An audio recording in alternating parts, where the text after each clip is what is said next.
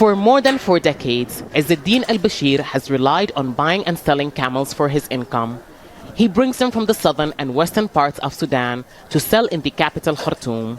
He says it used to take no more than 3 days to transport them, making it easy to bring hundreds at a time.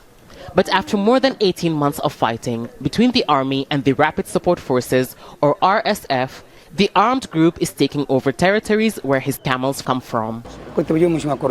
I used to bring the cattle from North Kordofan on trucks to Omdurman. Now the cattle is smuggled from Kordofan to the northern state through the desert. That takes 2 months or more. We can't go through our usual routes because the RSF stops us. It's increased costs and I don't bring as many as I used to. Livestock are a source of income for millions of Sudanese, especially those in West and South. Those areas are now mostly under the control of the RSF.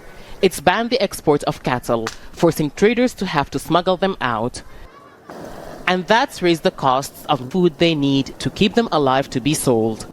The cost of feed has become expensive because the sheep come through smuggling and its upkeep is expensive. People rarely buy anymore. It's not only the supply of cattle to local markets that have been affected by the war.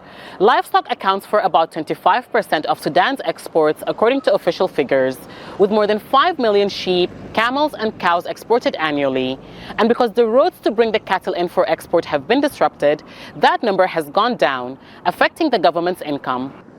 And amid a conflict, that income is much needed.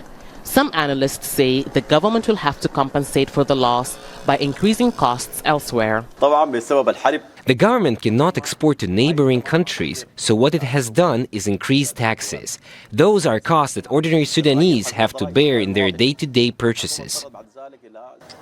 Izzeddin says he can still afford to bring in camels, although much less than he used to. But with no means of exporting them and fewer people buying, he says he fears he may soon have to give up the trade. Hiba Morgan, Al Jazeera, Omdurman.